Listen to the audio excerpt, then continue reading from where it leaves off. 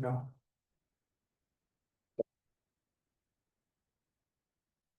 Okay, so good evening from QRTA. We are going to start a live session, but we are waiting for more viewers to join. I'm Dr. Adai from Queen Rania Teacher Academy, and today we're going to speak about a lovely, wonderful session. It's going to be about the teacher education system in Finland. Please stay tuned. Please share the link if you have anybody who would be interested in this. So we'll be waiting until more people can join in. Yes, I can see hearts and thumbs up. So please give me hearts and give me likes, give me thumbs up, please. Tell me if things are fine. Yes, some people are asking about translation. If you click on the globe at the bottom of the screen, you can listen to that session in Arabic. I'm going to say that in Arabic. يعطيكم العافية، مساء الخير بكم جميعا، أهلا وسهلا. الناس اللي بدها تسمع الترجمة باللغة العربية بس تضغط على الأيقونة في الأسفل، أيقونة العالم the earth العالم، وستظهر الترجمة باللغة العربية. أهلا وسهلا بكم. So yes, we have people from KSA, Kingdom of Saudi Arabia, most welcome. Abir, most welcome.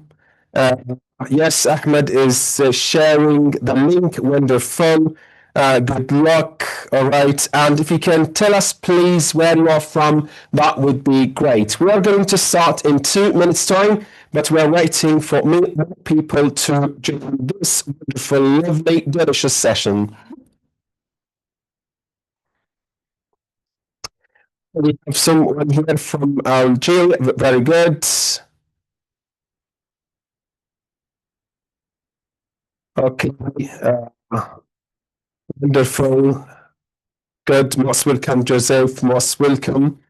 Dr. Mansour, most welcome. Yes, some people are asking if there is a certificate of attendance at the end. Yes, we will issue the certificates of attendance at the end of the session and we'll share those with you. Most probably it's going to be to your email directly. Okay, we have people from Emirates, Saudi Arabia, Tunisia, Oman, Jordan, Amman, wonderful. Most welcome. Yes. We have people from Palestine, most welcome. Egypt, lovely. Dubai, most welcome all to you all. Yes, I think that we can start. So good evening again from Queen Rania Teacher Academy. I am Dr. Adai. And this session today, in this live session, we are going to talk about the teacher education system in Finland. And with me here in the studio, two great guests, we have Dr. Minna Haring, and we have Dr. Ulla Saastamoinen. Most welcome to you both. And please, if you allow me to just go this short, brief introduction before we start. As most educators are aware, teacher education programs and professional development are key to the success of teachers in their profession and thus produce the most effective impact on the learning of their students. This is something that QRTA, Queen Rania Teacher Academy, believes in and has been advocating for since the creation of the teacher education program back in 2016. It's a progress into an in-service program for the continuous professional learning of teachers in 2019, and now the launch of the English version of the program. This program has been developed to address the national needs of our education system through enhancing the knowledge, skills, and competencies of teachers, with the belief that teaching is an evolving passion which needs awareness of the constant updates and changes in our lives, and thus our education systems. Tonight, we are delighted to learn more about a similar program hosted at the University of Eastern Finland. To help us learn more about the program, its structure and impact, as well as the context of teaching in Finland and its values. So most welcome, Dr. Minna and Dr. Ulla. And we are very happy to welcome you here. So if you can just say a few words about yourselves and your experience in the program. Yes. There you go. Okay, thank you. It's really nice to be here. Thank you for invitation. So my name is Minna Haring, and we both are coming from the University of Eastern Finland. And I have been teacher educator there more than 20 years. So that is the thing what I have been doing. At the moment, I'm the principal for the secondary education. Most welcome. Yes. Thank you. Yes. Dr. Ulla? Thank you. We are really happy to be here, and we are really proud of the cooperation with the Finlandia Teacher Academy. We have had a chance to get to know the professional diploma with all the similarities with the Finnish teacher education, and we have had an excellent school visits here. So we know a lot about the children, or we have learned a lot about the children's system right now. And in Finland, the school where we are working, it's the University Teacher Training School. That means that we work as a school-based teacher educators. And our pleasure is to see the schools and get to know the teacher educations in other countries.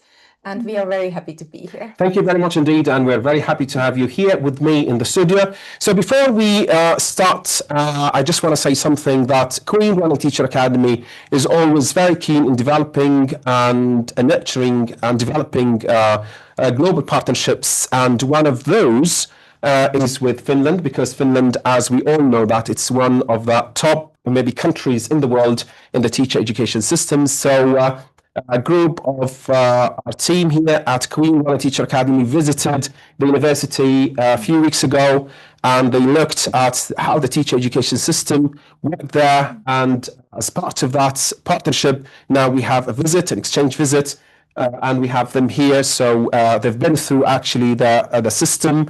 And yes, so we start with you. Off you go. So the floor is yours. Okay. Thank you. So let's go first to the Finnish teacher education. We will see how it works and what are the main things. So our teacher education happens always in the universities. In Finland, it means that all the teachers are educated in the universities, and we have different educations. We have the classroom teacher education. That gives you the qualification to teach in the primary schools, so class 1 to 6. In Finland, you go to school when you are 7 years old. So the students in the primary are mostly 7 to 12. That's good. So you start schooling then at the age of 7? Yes. Not at the age of 6. Is there like something behind it? Why, for example, 7, not 6? We have a preschool at 6. So you will go to the preschool, and that's also mandatory. So we start kind of at 6, but that's normally in the kindergartens. It can be in the school, but normally in the kindergartens.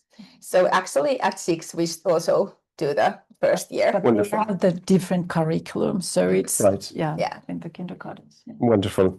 Thank you. When you get older, if you want to teach the older kids, you will be a subject teacher. That's then you are qualified to teach in the primary, some subjects, but also in the secondary and high schools. We also have in the university the special education teacher education, and then the early childhood education teachers. So also the nursery teachers are studying in the university. Wonderful. So you have like this program across different subjects. So it's for early education, special needs, as I said, and that's for, again, primary and secondary schools, like school teachers. So it's like going cross-referencing different subject areas. It's not mainly focusing onto one major or one like one subject area. To become a subject teacher, then you concentrate on one subject. And the pedagogy, of course. Right. Our university, the University of Eastern Finland, is the biggest teacher educator in Finland. So we are very happy to present them here. Wonderful. That's lovely. Amazing. Yes. Yeah. But what I think it's the most important thing in Finnish education system for teachers is that every teacher is a master when he or she finishes her studies. Right. So it's the master education since, I think, 1970s. It was 1975 when we turned it to master education. Right. So speaking of master education, like maybe before this meeting, we talked together about that all teachers in your education system, that they must have or they must go through a master's degree. Can you tell us more why you think that a teacher must go through a master's, like they should have masters if they want to be teachers? What's the rationale behind that? We want our teachers to be good. Yeah, that's it. Yeah. Like we were talking, it's a small country. We need all the people. Right. So it's like I have heard here also in Jordania many times the human resources. Right. Right. It's really our capacity, yes. Yes. And we believe that it's the evidence-based system. Right. We believe in the study and what we can learn from there. And that is something what you do in your master studies. It's the combination of the theory and practice. Very good. Very good. So you think that when they, for example, get their masters, they have like sufficient knowledge which can enable them to go to the classroom? Right. Okay. Another thing that actually, maybe not shocked me, but like a kind of like, I was kind of impressed that, it's like the duration of this program is for 5 years. It's not like 1 year or 2 years. And can you just like explain to us more why the program there is for 5 years? That's how long it takes to take the master degree. Right. Also in other countries in Europe. Yes. It includes the pedagogical studies, major subject. The major can be if you're a subject teacher, the major studies might be from the, let's say, mathematics or biology, Finnish language. But if you are a classroom teacher, you will be the master of education, so educational sciences. You do the minor subject, which you study more than others. You study, if you're a classroom teacher, you study all the subjects which are included in the curriculum. And then you need to do the other studies, like in all university branches, the language studies, the communication studies, and that kind of thing. It takes 4 to 5 years. Yes, wonderful. Thank you very much. Okay, just like a reminder of this live session with me, I'm Dr. Radai from Queen Rani Teacher Academy. And in this live session, we're talking about the teacher education system in Finland. And we have two great guests here. We have Dr. Ulla and we have Dr. Minna. And they both work there. They both work at the University of Eastern Finland in the teacher education program. Please, if you have any question, please try to put it in the chat box and we make sure to answer this question. Yes, please. So back to you again. Maybe I would like to add something about that, why it is so long. Because if you're thinking about the learning, the experience of learning, what is important, we think, is the reflection. You won't learn those things immediately. You have to think about, you have to reflect. And when you have time enough for that, it's like the professional development during the whole 5 years. That's important. If we have the practice, we have the practice period so that they are in the first year, then there is the one during the third year, and then in the end of your studies. Right. So there is time to think about the things. So if you talk about, for example, 5 years, then like I understand where you're coming from is that you want them to build the knowledge and then they go and they transfer this knowledge into the classroom where they can see how, for example, theory is enacted into the classroom. Maybe they can do some reflections, maybe some kind of evaluation, and then they turn back to the class. They turn back to theories, and then they add to their knowledge. But I just want to ask: these 5 years, the teachers they do the practicum, which is the school experience. Is it, for example, like what's the structure there for the the school experience? Is it, for example, it goes like up gradually, like for example, from the first year they go to the classroom, second year, third year. What's the model there in Finland? So mostly we start so that they will work, they will start their studies in the faculty side. We have excellent, fabulous teacher educators in our faculty who are working with them first. And during their first year in January, at the latest, they come to their first practice to observe and see how you work as a teacher in our teacher training school. And in Finland, we have the teacher training school systems, and that means that everybody who is becoming a teacher will study in a university-owned or provided school. So it means that those people who are working in that school, those are the teacher educators also. So when they come, are they from the first year, third year, or fifth year student? It means that they are there. We are mentoring them. They are getting the feedback, and they are teaching, learning. They are practicing the school culture to see how it works. And I think also in the slides you can see that the idea of the teacher training school. So that means that we are developers of the curricula, for example. So we will get the first knowledge concerning the new curriculums for the teacher students, and we do some research from the teacher training school. So it means that we are also evidence-based all the time with the things we are doing, and we also design the technologies, learning environments, that kind of thing. So it's a really huge role we have in a teacher education. We work with the professional development with the teacher students and very closely to the faculty teacher educators. Beautiful. So just like I've got two questions here, if you can answer them short, please. One is called Arfa. She says, hi, I am Arfa from Amman Baccalaureate School. I wanted to ask, how do you practice inclusive education there? If you could, yes, if you can just go through that maybe very quickly the structure, this is part of but it's just the same what we were saying. So every field of the teachers have the same kind of structure for those they practices. So if you choose to become a special education teacher, you start to practice at school in the first year of your studies.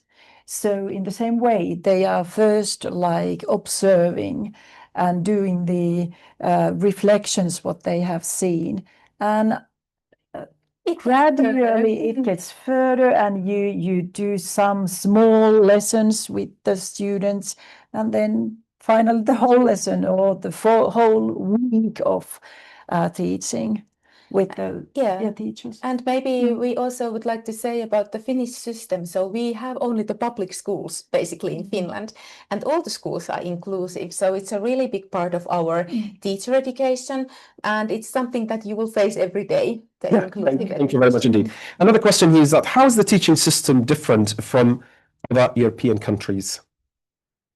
That's a education system.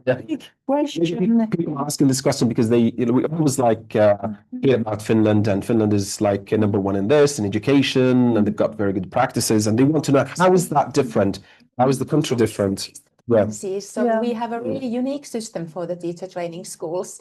It means that as Minna was telling before, the professional development happens all the time during their education. So that's maybe one thing. And the other thing is, even though everything is evidence-based, research-based, in Finnish teacher education, the practice is still really important also on the faculty side. So they are connecting the theory and practice also during the lessons in the philosophical or educational faculty. Wonderful. I'm going to take this in Arabic, but I'm going to translate it. هل هناك إقبال في فنلندا على مهنة التعليم؟ وإذا كان الجواب نعم، فكيف صنعتم هذه الرغبة والحماس للانخراط في هذه الوظيفة لدى الشباب? There is a comment here or a question, is there a motivation for teaching there? Is there an interest for teaching in Finland? And if the answer is yes, how did you make that interest? How did you make that motivation, especially for the young people, to be engaged in teaching? Teacher profession has been really popular in Finland. Okay. So we have lots of the applicants, more than the places, Right. But how we have done it, maybe the profession is valued. Yes, I think the profession is valued, and the teacher have a lot of autonomy. Yeah, that is so we can when you become a teacher, you have a chance to be creative. You can get all your knowledge to your days. So you can plan yourself, and you can do your own pedagogical solutions as long as you follow the curriculum. And also I think teachers are valued, but also in some countries I have been. I would like to tell about that. The teachers are paid well, so everybody also stays in the profession when we get in that. Right. Okay. Wonderful. But that is really important. Yes. I mean, this autonomy of the teachers, what we haven't been mentioned before. So I think that is something really important in the Finnish education system compared to many countries. Yeah, wonderful. Good. I've got a question here, and then we can go back to your presentation. Maybe they're asking here, what is the main problems? Because, okay, you are leading in this field, but they're asking here, what is the main problems that faced teachers or that the teachers face in Finland?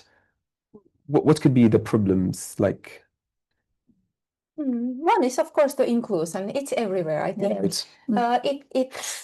It took a lot of time for us to understand how we should work with different kind of students. And it took a lot of education and professional development for the teachers. Also, the world is changing really fast, so the teacher skills might be one of the challenges, because you know that you can't handle everything alone in such a fast changing world. So you need others, you need to kind of a little bit change your mindset that you want to work with other teachers, and you are capable to get some help from others. You can be weak in front of others. So that's maybe one thing, that you have to kind of change your mindset a little bit in this world. Wonderful. Yeah. So now back to your presentation, if you want to carry on with it. So we were thinking that we speak a little bit about the teacher training schools, and that's because that's something really unique what we have in Finland. Yes. So like our principal always says, that they have the high quality stuff and diverse academic offering. And one thing in our staff is that we are mentoring. So we are getting the education for mentoring as well. So it's the teaching profession, but at the same time, it's mentoring profession for the student teachers. Right. And the staff in teacher training school, some of them, or let's say they have, there is a lot of teachers with the postgraduate studies also, so they have doing their doctoral thesis, or they are working with it. Then we do some lectures, we do different kind of workshops. We work with all the other teachers in other schools in the area, or maybe inside the country. And also we develop the teaching materials to Finland with different companies. And the teacher training schools also work a lot with in cooperation with National Agency of Education or the Ministry of Education.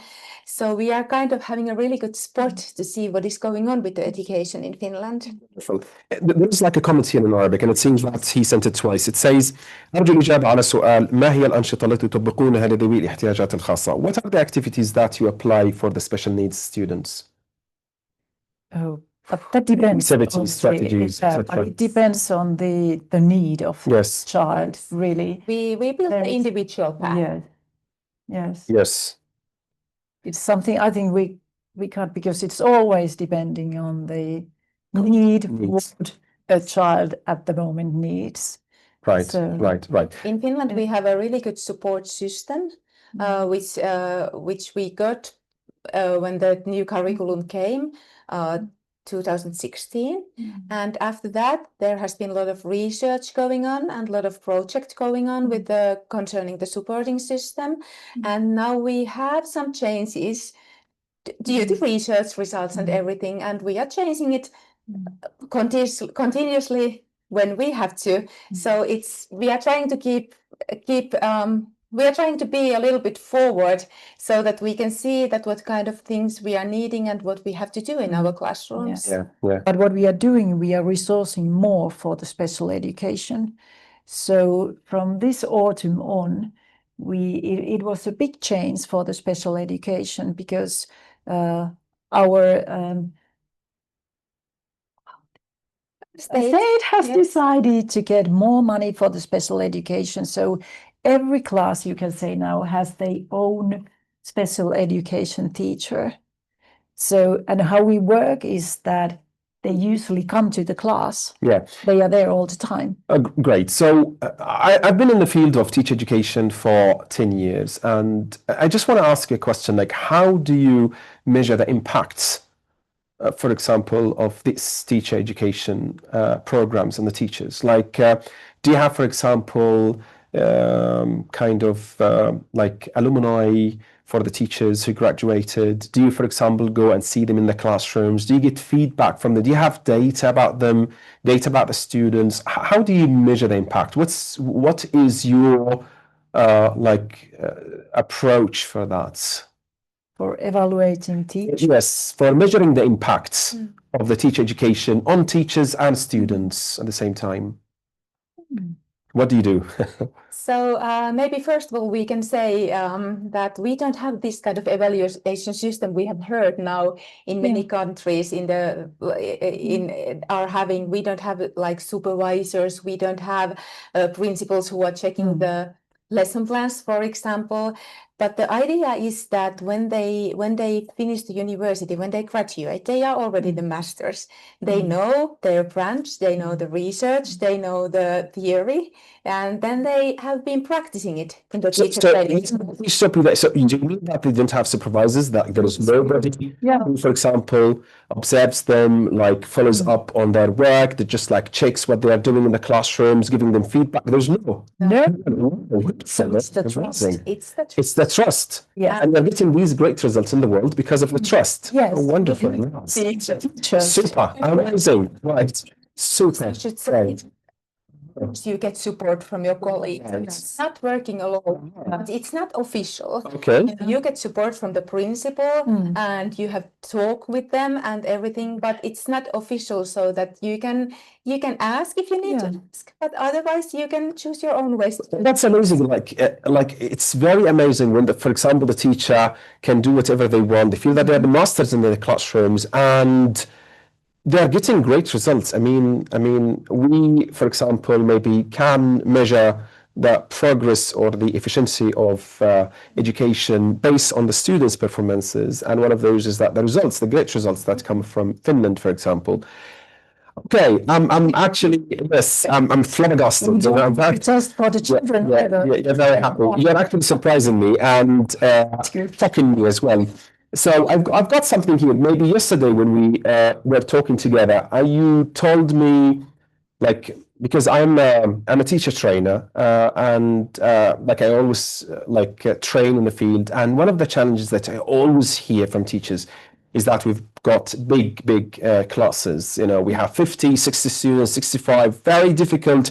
It's impossible to teach. But when you told me yesterday that you have 80 students, imagine that, 80 students in your classes, and you're still getting very high scores, like your students getting high scores and their, learning is great there. I was saying, oh my God, we've got a partner here. So tell us more about this. Tell us how you can accommodate 80 students. What's the structure like? How is the format? What's the design? First of all, not every class has 80 That's every class. But that was our developmental project, and we are really delighted to tell you more about it. Yes. So the University of Eastern Finland is also looking for the new teacher education as a new way. So we are thinking about the 21st century skills, the fast changing world. The challenges, like you were asking. Yes. And one of the challenges is that if teachers are working all the time alone. So we feel like the teamwork is the one that gives you the power. And also, for example, one plus one is more than two. Yeah, that's the idea. Yeah. Gives you joy as well. Yes, of course. And so 5 years ago, 6 years ago, our principal found us together, a team of 4 teachers. And there was a really big old space in the university. And he said that, empty space, that if there is some good pedagogical ideas, he was open to hear it. So he was really open-minded. And we went to see the space. We have the idea. Yeah. And the rest was the history. So we had a chance to start to plan like a new flexible learning environment. We call it learning ground, because it's a little bit like playground. What's it called? Learning ground. Okay, learning ground. It's a little bit like a playground for learning. Yeah. We started to plan it with the architects, designers, teachers were there, and then the principals, of course. And it was becoming a classroom for approximately 70 students with 3 classroom teachers and 1 special education teacher. So we work all there together. That is the structure. So you don't have to be there alone.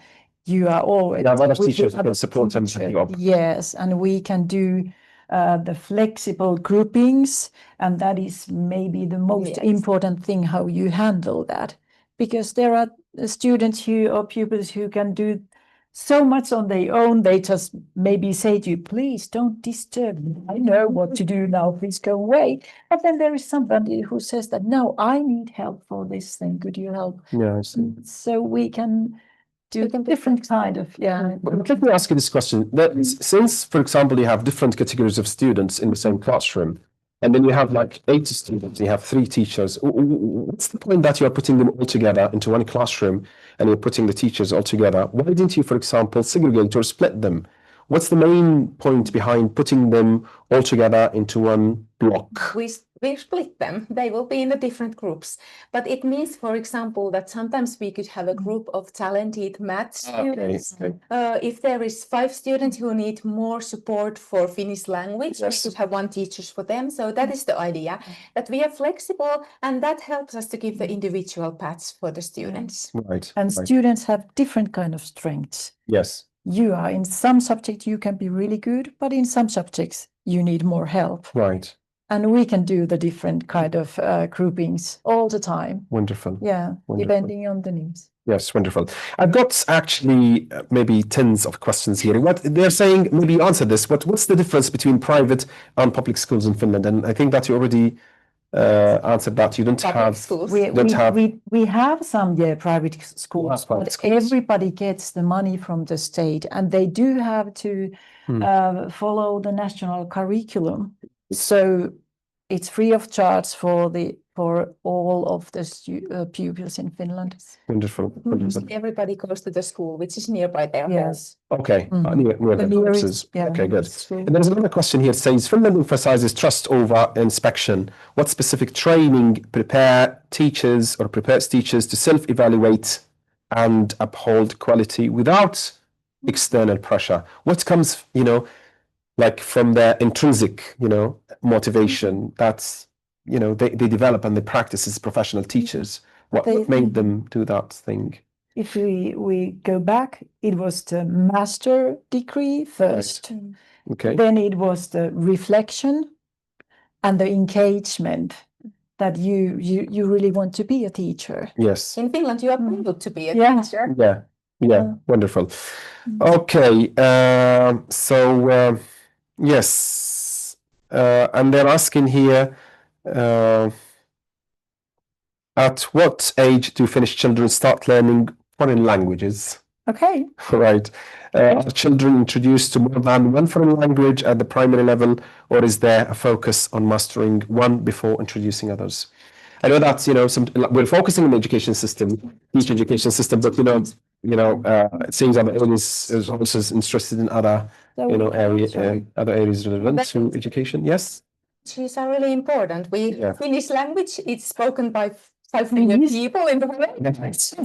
Okay. We learn the languages, and we start from the grade 1. We start English, mostly English. It can be other languages too, German, Spanish, mostly English. French, All right. Sweden as well. Sometimes you can start your second language if you choose so from the grade 4, maybe. Okay. And then the grade 6, it's mandatory to start study Swedish. Yes, All right. Because our second language. we have 2 official languages, Finnish and Swedish, so you have to study also the other one. Wonderful, amazing. And what's the role of the counselor in the school? And who are the most what's the role of the counselor? We said that the counselor is there is no. I think that they mean here like mentors or something. Like student counseling. Yes.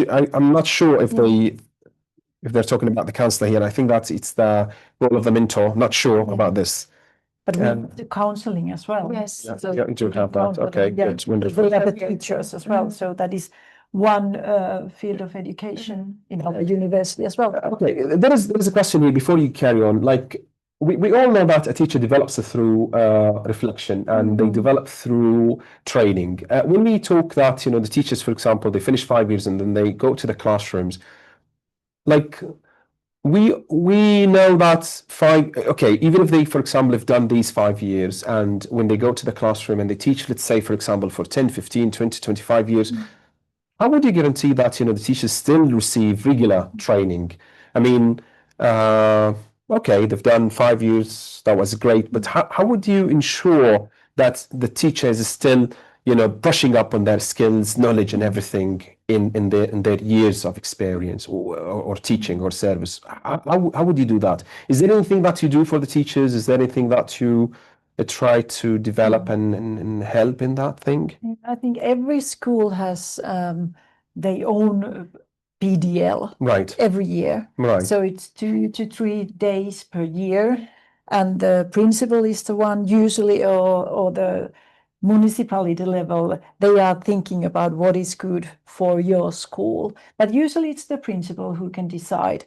So what is needed now in our school? For example, now it has been the support system which has been changing almost in every school. So there is the professional development for that.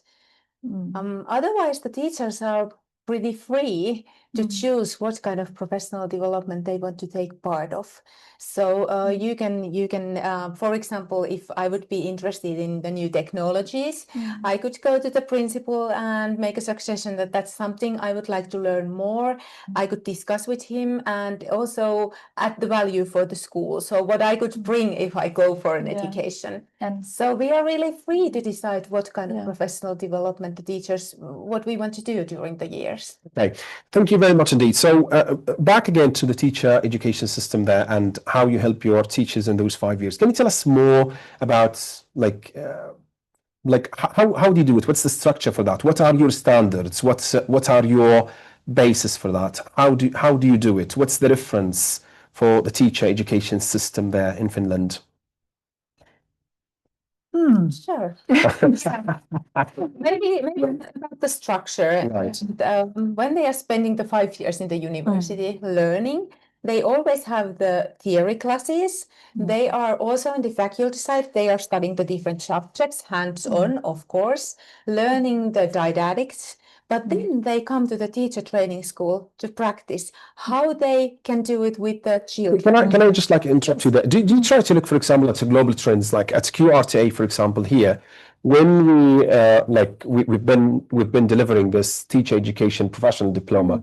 To tell you the truth, we look at global trends in education, in teacher education, and we try to take the best practices. We take those and we try to embed them into our program, and then we see the impact of those on teachers and students. So it's not actually just us here, is that we try all the time to look, and one of those as evidence for this is that our partnership with you is that we look at your experience, we try to see how we can integrate, embed this experience into our program. Do you do something similar like in Finland? How do you do it? Yes, of course we do something similar, but maybe the biggest thing is that Finland is doing a lot of research in the field of education. So we do the international research and we do the research also inside the Finland, inside the schools. We have centers for that, like the National Evaluation Center. And those are the things that are kind of giving us the evidence-based teacher education. Of course, our curriculum is now looking for the 21st century skills and trends. And we are also keeping up with the new technologies and that kind of things, which comes from the Ministry of Education and National Agency of Education. And I think that the process of developing curriculums is quite unique in Finland because we are gathering all together, like the ministry people, the National Agency of Education people, and I said teachers already, but also the stakeholders. So all the Finnish people, you can say, are thinking about what will be the really important things what our children in our country should learn. So it's not just a small group of people who are doing the curriculum. Wonderful. So again, it's 20 to 8, and with me here, I'm Dr. Odai from Queen Rani Teacher Academy. Today we are in a live session here speaking about the education, the teacher education system in Finland with me, Dr. Ulla and Dr. Minna. They are both from the University of Eastern Finland. We've got a question here from one she's asking, and I think that's, could you describe the best practices applied during practicum? And by practicum here, we mean the school, the school experience. So can you describe the best practices applied during the practicum? What could be the best practices there in your practicum? I don't know, should we now tell something about our way of teaching, because it's the way of how what we think about the mentoring and practices as well. So we have been now talking about that it's really good if the teacher works with other teachers. Yes. So maybe one of the best practices is that also the teacher students work in a group of their teammates, like we do. We believe the shared expertise. Yes, that is maybe the word, the collaboration and shared expertise, and that's in our team. But that is something what we do with our teacher students as well. And Finnish teaching is really hands-on. We do a lot of different practices in the classrooms. We have good opportunities to use the outdoor spaces, different learning environments, and we are encouraging our teacher students to try all that when they are in their practices. Yes, and they can do the mistakes as well, because that's something you can learn on. And they are not, it's like supported to do the way you think is good, because then you have the reasons why you are doing so, and then we can discuss about it, reflect what happened.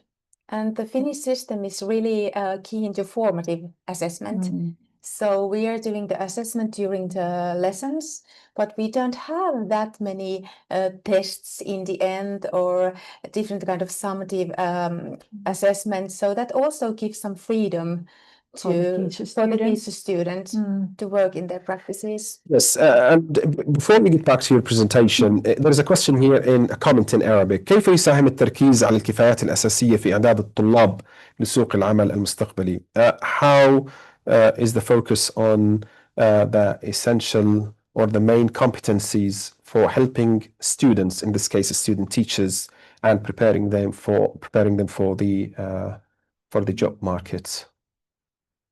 What are the main competencies for a student teacher that would enable them to go to the, to the workforce? It's too big now to explain. There is a multidimensional teacher model in Finland, which is developed for this one, to see all the competencies, and it's the base of the teacher education in Finland.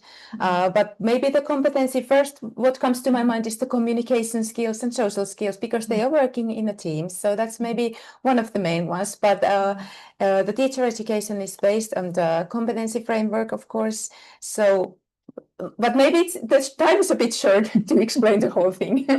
I see. Yeah. I see. Yes. But everything is research and evidence-based. I'm sure that you can find it also from the webpage of the university. Wonderful, wonderful. Okay, so if you can just tell us more about the design of your classrooms, maybe you can share with us some pictures, some visuals about that. Yes. Yeah, that would be great. We would be really happy to, because it also gives a view how to change the mindset of a teacher. Yes. To become a team worker and also to try something a little bit new. Yeah. Okay. So we already told you that and you asked too, that there is 70 students. We planned that our classroom for 70 students, even though there is 80 at the moment, and there is 3 to 4 teachers all the time, and then 1 assistant, school assistant with us. Yes. Yes. And when we started to plan the whole learning environment or the learning ground, we of course took first the pedagogy. We had a team of teachers, and we were thinking what are the things that are important for us? What would we like to achieve with our students? And after the really big word cloud, we came up these 4 pieces of a puzzle. And as you can see, the first one there is the experiences. And that's something we want to produce during our lessons, that the kids or the students and also the teacher students, they will feel that they will get some experiences, and that's something that they will learn, or they will remember much longer time than just the book and the pen. Yes, and the way to do that, to get the experiences, is that we use a lot of active learning methods. So like the hands-on methods, and you will see the pictures from the classroom so you can understand more how we do it then. But then another piece there in the up corner is the ownership. And what we think about that is that the students have the ownership for the space, but they have ownership for the learning as well. So when they are small, they can decide some small things. Today I want to do this task first, and after that only then. But when they come bigger, they can decide more of their learning, how they want to continue the day, or what are the tasks they are doing. And when you have those 80 or 70 pupils at the class, we think that the community, we have a real community there, and we want to say that it's the most important thing. And actually, when we have been afterwards researched those students who have been in this class, they have been saying that when they came there, they came from the different classes, they said that they were bullying. But after the 4 years, when they were together, they all knew each other's.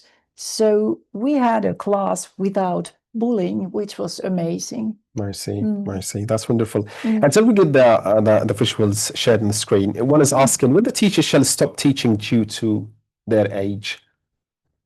Sorry. When they stop teaching. When they stop Yes, teaching.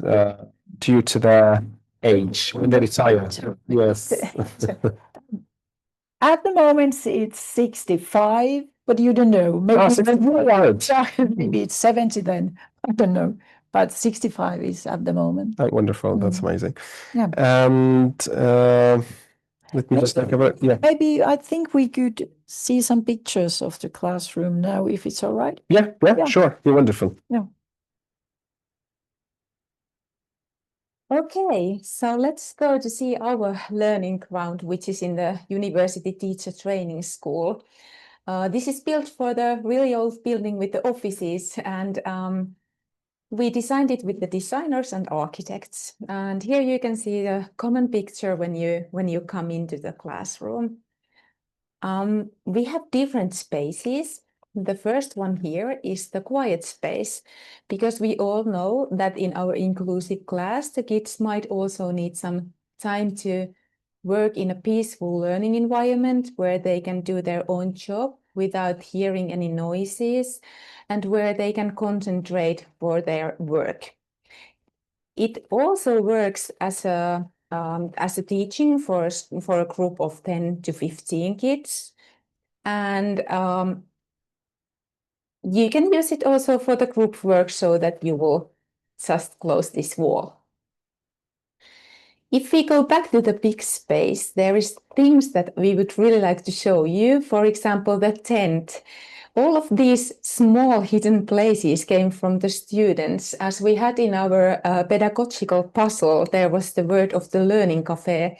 By that we mean that when you go to a cafeteria, you want to be with your friends, but nobody goes to an empty cafeteria, so you kind of want to hear that there are also other people present in the place. So you can, for example, go inside the tent and have a nice experience with your own home group. There are some of our boys having the play practice. And this is the place we call library. We have here the bookshelves and a place for studying or reading.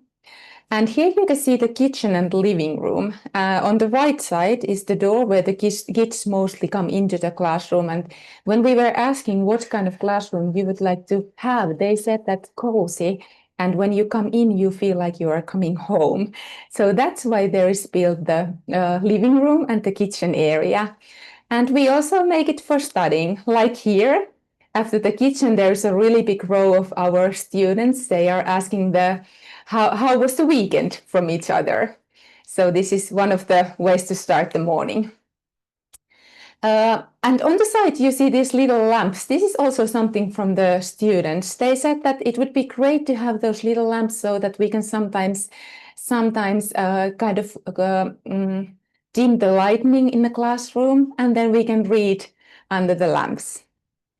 We have a little bit more traditional part of the classroom. This is for studying, where you can have your own table or you can sit with your group.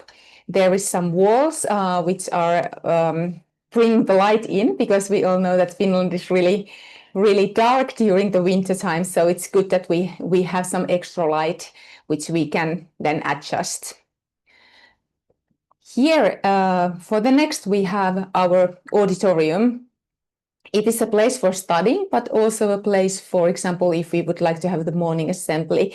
In this kind of big class, it's really important that the teachers are aware how the students are doing, so what's their how they are feeling. So our goal is that we are greeting everybody every morning, and for example, if we see that there is a student who has some troubles, we maybe give one adult for them or for her or him, to see how we could help so that the school day would be more successful and the kid would be ready for the studying. This is our cape. This also came from the student. It means that they want to be in this little place under the auditorium, and that's the part where they like to do their group work.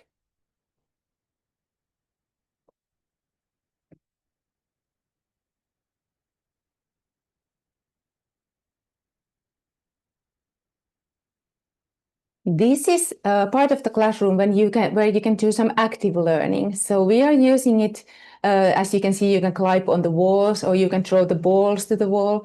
So the idea is that you have different parts of the classroom. Of course, you can mix those, but you can find different places for different kind of teaching. Here you can see that the girls took the carpets from the library section and they started to read with those.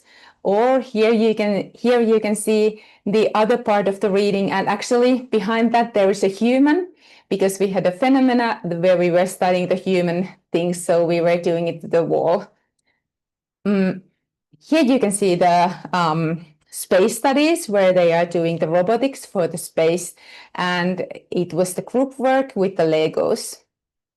Then we still have one very, very small room, which is for the different kind of senses. So it's multi-sensory. You can use the virtual reality to study here, or you can do the games or an escape room, whatever you need. It can be totally dark so that you can, for example, only have the flashlights with the students and you can play some games. And when we get back to the classroom, I will still show you, here are some yoga mats for reading, for example, or maybe working. This is one of the favorite positions of the kids. And I have to say that sometimes somebody is really worried about the ergonomy, so that they are working in different positions. But actually it shows that if the kid is not feeling well, they are going to change. So we don't have a problem with that. So that's maybe the basics of the classroom. Wow, thank you very much indeed for this. Really, I try to live in that mood and atmosphere. Sounds amazing, sounds lovely. All right, it's now 5 to 8, and I think that we've got very little minutes here. We're going to speak about assessments and evaluation, but there is a comment here that I want to take.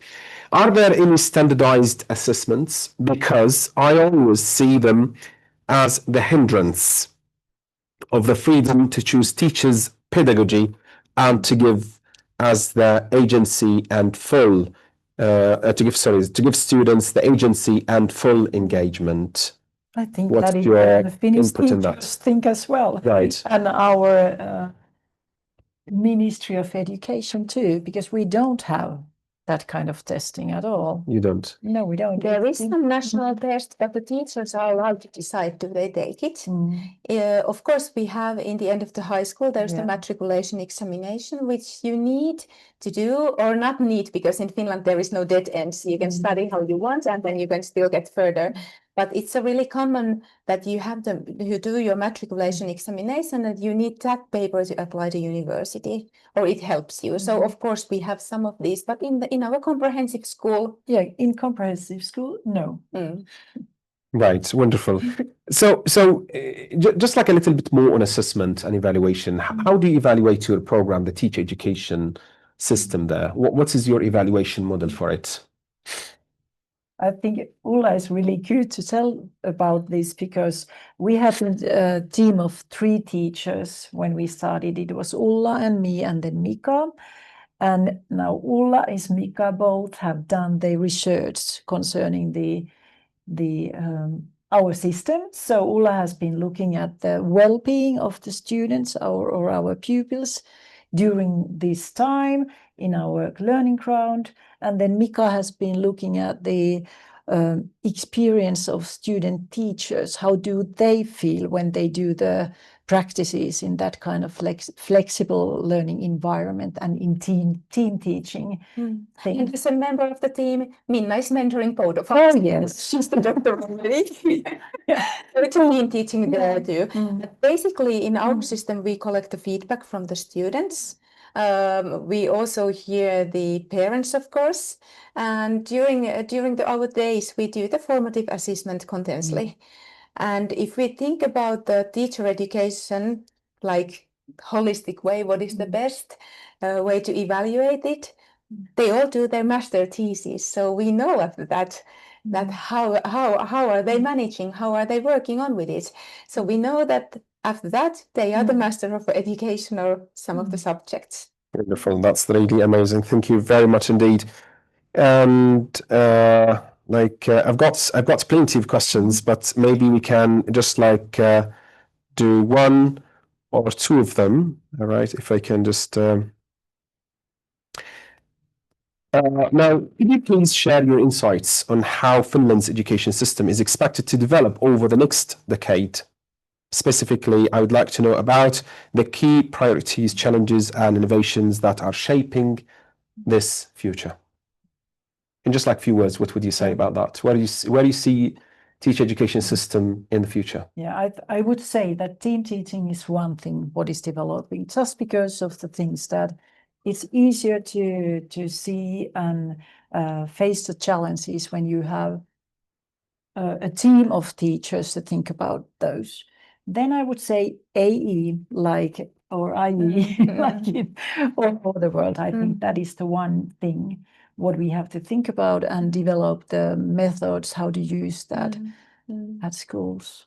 What do you think? Also, I think that as we have seen here too, we have been visiting in schools. We see that the teachers and the students are concentrating on the global problems like global warming, climate change, water. That's something we also take care of. That we are always there a little bit ahead with our teacher education ahead of time. So then we know that they are ready when they go to the work. That's maybe one thing, and that's why Finland is doing so much research, and our ministry and our National Agency of Education is all the time following the trends, for example. Wonderful. Thank you very much indeed. Now we are down the end of this session, but just like Dr. Minna and Dr. Ulla, just in a word or two, what would you say to teachers, especially the ones who are watching us right now, will be watching us later, they're all teachers. In a word or two, what would you say to teachers? Yes, Dr. Minna. You there and we here, we are doing such an important work with our children. Yes, Dr. Ulla. And please work with each other. So 1 + 1 is more than 2. So there's the strengths from each other and cooperate. Yeah, thank you very much indeed. With me here in the studio were Dr. Minna and Dr. Ulla, and we were talking about the teacher education system in Finland. I hope that you liked the session. Thank you very much indeed for your questions. Thank you very much indeed for the likes, for the hearts, for everything. Until we see you in more sessions, have a good night and wish you all the best. Bye. Bye bye.